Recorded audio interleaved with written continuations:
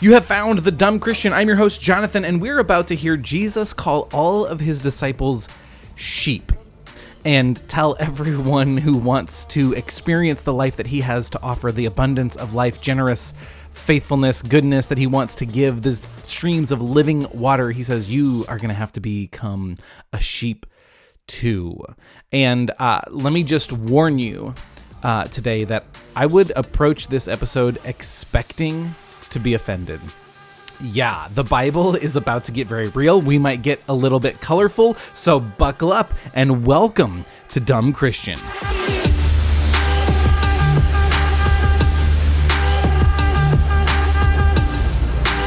The New Testament is this kind of like flowing story. If you grew up in the church or you've heard the stories about Jesus, maybe we kind of hear the stories and the chapters, they kind of hit us in sections. Maybe we don't have the stomach to read the whole thing at once. But if you put it all together, it's kind of this flowing story where this thing leads to the next thing, leads to the next thing, leads to the next thing. And we just read about Jesus healing a man who had lived his whole life blind. He was born blind. Jesus healed this guy. Remember, it was on the Sabbath. He used mud, and this pissed a bunch of people off. Well, chapter 10 starts, and we're only going to get about halfway through. It starts with this crowd of people who have gathered around to hear what Jesus has to say about himself and what he's done to heal this blind man. And he starts by presenting and painting this picture of himself as a shepherd and his followers as sheep. And this is one of the most common popular pictures that is attributed to Christians. You know, he is the good shepherd and his followers are sheep. And he just dives right into this. He doesn't lay any groundwork. He doesn't set any context. There's people gathered to hear what he has to say, and he just jumps right in and he says, I am the shepherd. I am the access to the flock. And if you want to be one of my followers, you also need to be a sheep as a part of my flock. And until this point, at least as far as we know that John records, he hasn't used this imagery before. He hasn't used this metaphor yet. And he just dives right in, pours it out. Sheep. Sheep is a very common picture. Sheep are a very common element of the Jewish culture, of the ancient culture in that day. And the crowd would be very familiar with this idea of what a shepherd does, who a shepherd is, and what it's like to be a shepherd. But shepherds, it's interesting that Jesus would pick this picture for himself and use it to describe himself to these people who are already on the edge about whether or not he's crazy. And he uses this picture. He says, I am a shepherd. I am the good shepherd. A shepherd was like the lowliest of lowly jobs that you could have. It's like the worst job. If you can't get any other job, you would be a shepherd. But everyone hates this job. No one wants to be a shepherd because to be a shepherd, first of all, you don't get to clock out at the end of the day, go home, Netflix and chill. You don't get to go to the bar with your friends. You don't get to hang out with your family. If you're a shepherd, for days, sometimes weeks, even months on end, you are guiding, protecting, and providing for the dumbest, smelliest, stinkiest, helpless creatures in the community. And you're doing this all day, every day, and every night. You would lead your flock to the watering hole when it's time for them to drink. There were different times during the day where it's best for them to go, for the sheep to go drink. Then you would lead them away from the water to the pastures, to your pastures, because the sheep can't find food on their own. They need help to be fed. And then you would also have to protect and ward off any bears, lions, wolves, any predators, any thieves that might try to come and steal your sheep. And then when night comes, you'd have to herd the sheep into like a pen. And there would be like this large circle fence that's like 3 or 4 feet tall. It's just made out of stone, and it has one little opening, and the shepherd would file all the sheep into the pen, and then he himself would sleep in that opening to protect the sheep from accidentally wandering out. You know, they get up, have to use the bathroom, they need a drink of water, whatever. And he would guard that gate, that opening, so that the sheep wouldn't accidentally escape, but he would also be there to protect the flock from any nighttime predators who might try to steal the sheep away, to kill them, whatever. So this shepherd, a shepherd is someone who is risking his life to provide for and protect the dumbest animals around. No one wants this job. It's like the lowest rung on the totem pole for you to be a shepherd, which is a little bit weird, ironic. To me, it just seems so like, why would they be considered the lowliest of lowlies? Because sheep are actually really important. What's the word I'm trying to think of? Like resource, commodity. There we go. They're a really important commodity in the day because they provided food. They provided clothing with their wool, and they were also essential to make a good sacrifice in the Jewish community. You need this to be in adherence with the law. This is like an essential thing for a good Jew in the day. And yet, to provide for, protect, and care for the sheep was deemed beneath the average person. Oh, I'll do anything but shepherd a flock. But then I think, we could look at some of the most valuable people who are doing some of the most essential work in our world today, and they're still considered lowly. Oh, I would do anything but that. So maybe it's not a cultural issue. Maybe it's just a people issue, but we won't get into that. And so the sheep spend all their time with this one shepherd. So they become very familiar and accustomed to the sound of his voice. Maybe he would speak to the sheep, read them a bedtime story, whatever. They enjoy their time with the shepherd. But in modern day, I had some friends who went to Israel, and they got to witness firsthand even modern day shepherds. And what they would do is they would each have their own phrase or some sort of sound that they would use to get the attention of their flock. And like I said, there typically would be a particular time of day where it would be the right time for shepherds to bring their flocks to the watering hole or the riverside or whatever to drink. And the scene is all of these sheep like clustering. They just, from different flocks, even like several different flocks, come together at once, and they all drink at the same time. And then when the time of, okay, you've had enough to drink, let's go, each shepherd would use their own little phrase or their own little sound created, and the sheep would recognize, oh, that's my shepherd. And so even when they're intermingled, then you could see this mass of sheep just begin to separate. And even though they're intermingled, they would begin to each go to their own shepherd. And Jesus paints this picture when he says, I am the good shepherd, and suggests along with that picture that it's good for people to be sheep. Now, back then, just like today, the idea of being a sheep is not this elevated thing that you want to aspire to.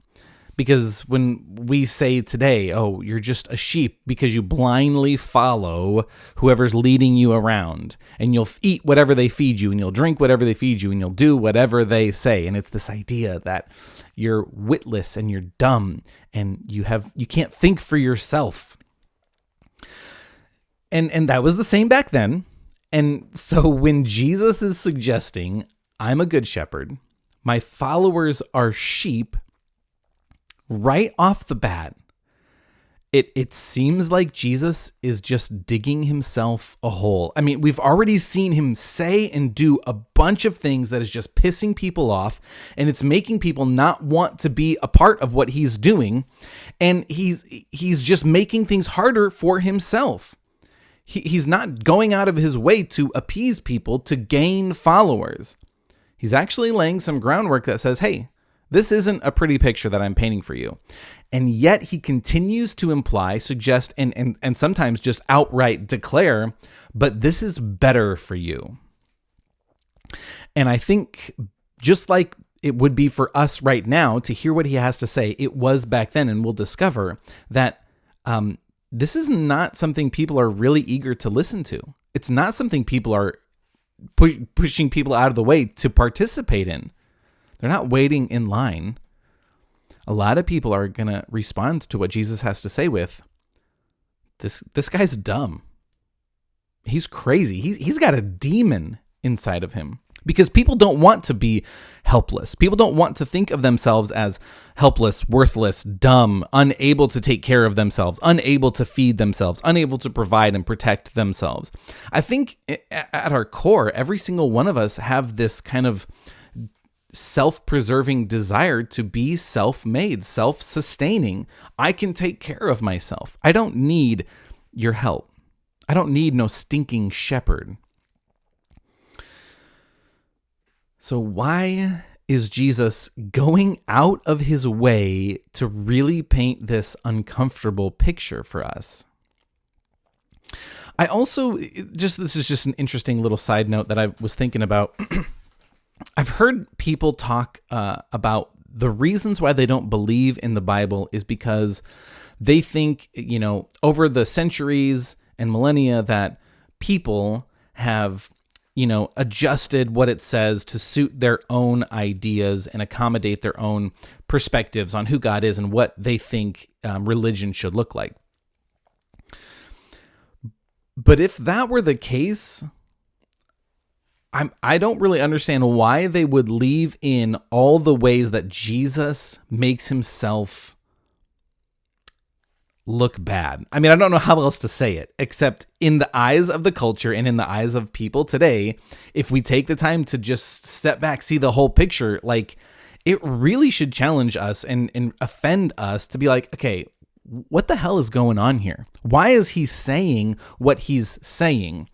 And if people were kind of twisting and rewriting the Bible to suit their own ideas of trying to get people to believe in Jesus and God, it doesn't really make sense to me why Jesus would still be portrayed as this guy who just colors outside of the lines all the time, and he doesn't listen to the leaders and the religious elite of the day, and it's still offending us today. That just seems weird to me. But Jesus says, I am the good shepherd. I have a flock. I have sheep that I take care of. My followers are my sheep, and I would lay down my life to protect them, to provide for them, to make sure that they wouldn't be snatched away by a thief, or that a wolf wouldn't come by and kill them. And then he uses this picture to say, I'm the good shepherd. Anyone else who tries to interact with sheep are either a hired hand who only has self-interest and they're going to leave at the first sign of trouble, a thief who's trying to steal the sheep, or a wolf who's trying to eat the sheep. And he really poses this confrontational picture that says, if you're not a part of my flock, if you're not one of my sheep, then you are in opposition to me, and you are trying to deliberately cause harm to my flock, to my followers, to the people who believe in and follow me.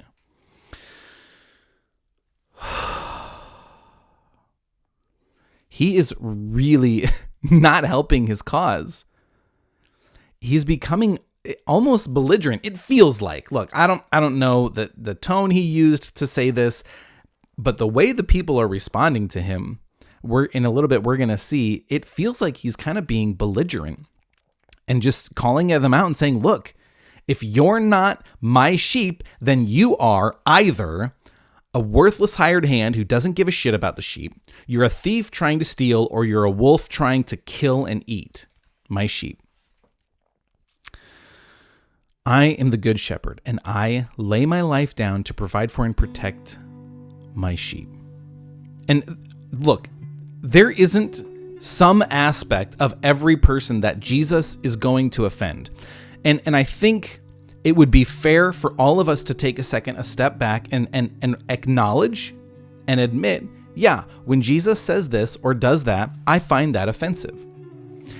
it's good for us to wrestle with what Jesus is saying and to not just blindly consume whatever he's feeding us. It actually is a challenge. He's saying you have the choice to either be a sheep or not. You get to choose. And he's painting this picture of what it looks like to be a sheep or to reject being a sheep. But if you are a sheep, he says, I give up everything to make sure that my sheep are taken care of, they experience the best possible life that can be had, they are well fed, they have enough to drink, they have a safe place to sleep. I take care of my flock. And then we should be asking, well, yeah, but what about these other people who are very philanthropic in nature? They also give up their pleasure and their luxuries to try and make the world a better place, to take care of people. Those people who give up their luxuries and their comfort to go do medical work in Africa and tribes and South America and all these places where people are suffering. And there are people, we could look at the world and say, man, there are people who don't believe in God, who choose not to be a sheep of God, of Jesus as the Good Shepherd, and they themselves seem to be doing good work in the world. What about all those people? Are they worthless, Jesus? Because they seem to be doing a really good job of making the world a better place.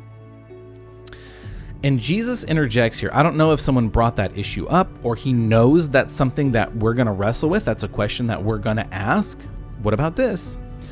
And then he says, I'm the good shepherd. I lay my life down. But the difference between me and any other shepherd who is trying to do good work in the world, I get to take my life back up. The work that every person does in this world at some point will come to an end. Death is inevitable. The end comes for every single person. And so the good work that you're doing might last for a very brief moment in the eyes of, let's assume eternity is, just for the sake of argument, that eternity is real. In light of eternity, the good work you're doing lasts a hiccup of a moment. And Jesus is saying, the difference between me and every other shepherd is that when my time comes, I lay my life down. I willingly give it up. Every other shepherd, every other person trying to do good work will lose their life. They won't be able to hold on to it. They will lose it out of no control of their own. But the difference is I actually choose to lay my life down.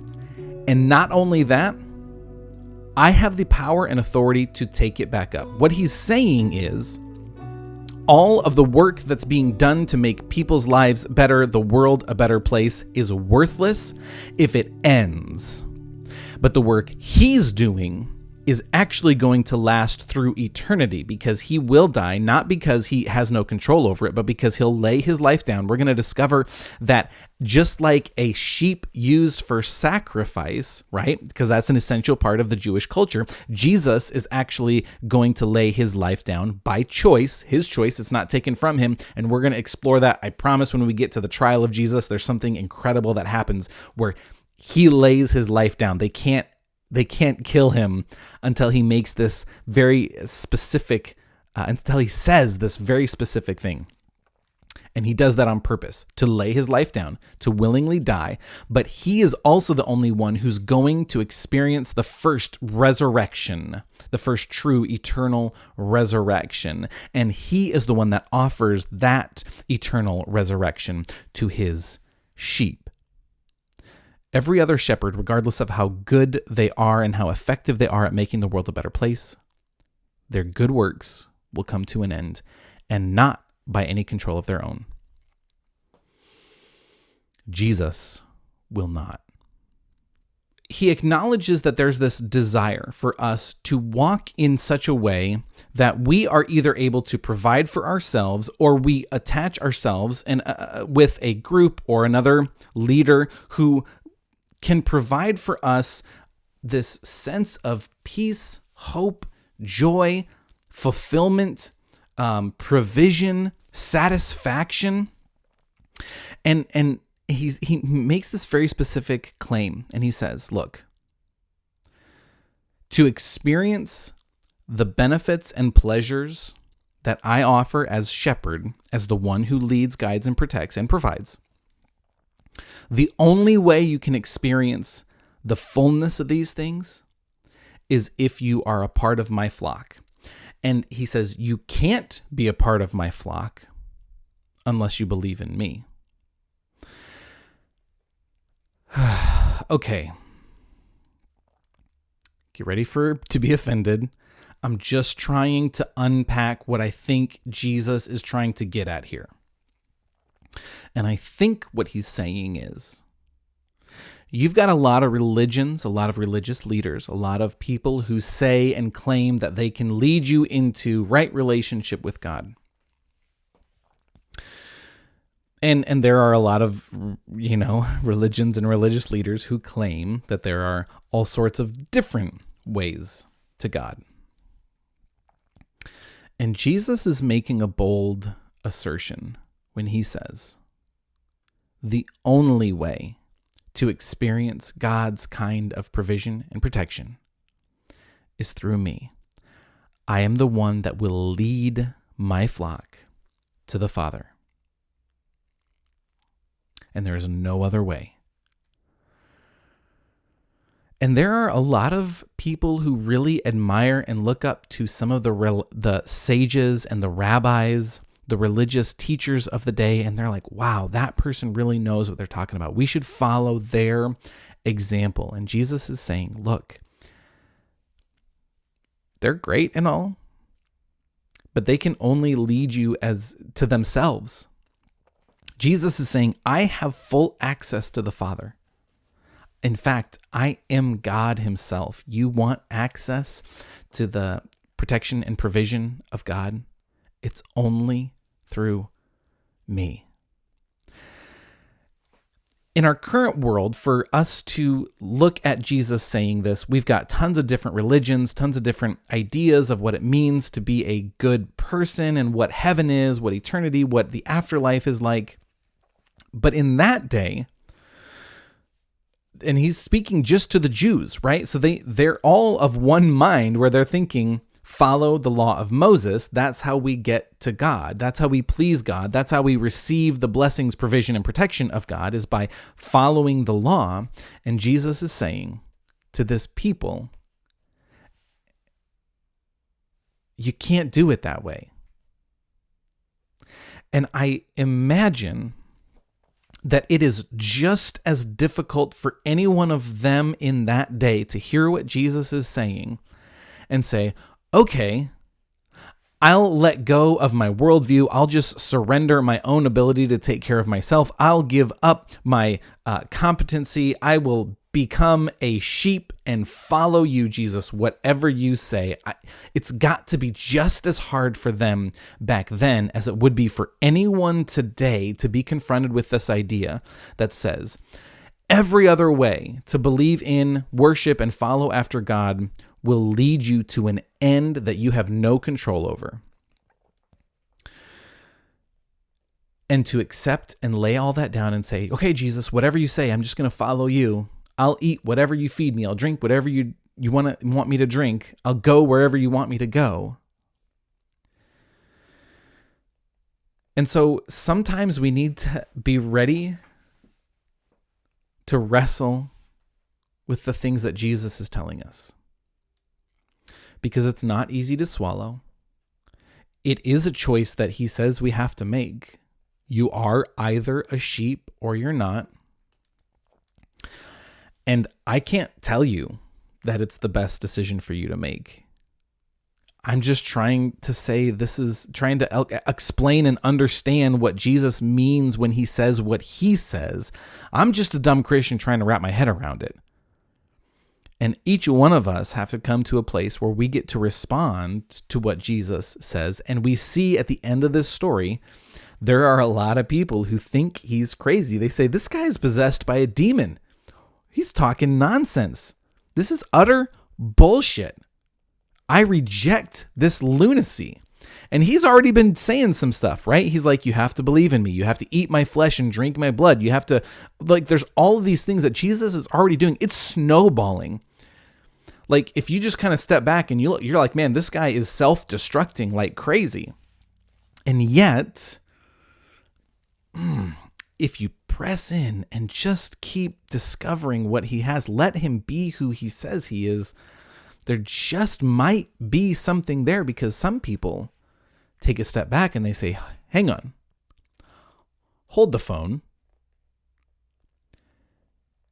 No one but God can heal the eyes of a man born blind. Miraculously, supernaturally. So those people take a second to step back and consider, even though this is a really difficult and, quite frankly, very offensive, maybe I should give it some consideration. Maybe I should give it some thought. Maybe I should give some credibility to this guy who heals the blind. And then after this section, and we're not going to get into it because I think there might be something more there in the next section. But in the next section, Jesus says, if you don't believe me, if everything I'm saying to you is too hard for you to wrap your head around, too hard for you to agree with, too hard for you to swallow, then at least believe the works that I'm doing. It can be very easy for us to get so caught up and distracted in the words that are hard for us to decipher, for us to interpret, for us to understand what he means, what he's saying, and then really believe that what he's saying is right, true, and good. And he's saying, look, if that's too hard, look at the work I'm doing in the world, in your lives, in the lives around you, in the lives of my sheep, the people who do believe me, the people who do follow me. Look at the goodness that's manifesting in their lives and decide if what I'm saying is really for their best benefit or if it's just a bunch of hooey. And that is the first part of John chapter 10, the first half. And it's offensive AF, right?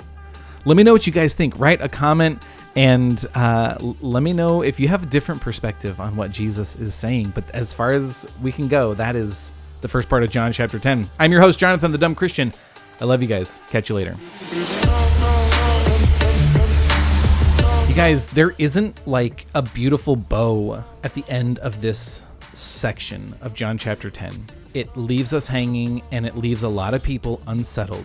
If it leaves you unsettled, man, leave a comment. Let me know why it bothered you, how it bothered you, how you handle and respond to something that Jesus says like this. Be sure to check out our YouTube Dumb Christian podcast. We do have some exclusive content on there. We're always working on creating more. Let us know what you'd like to see. Subscribe, hit like, ring that bell. Here comes the butler.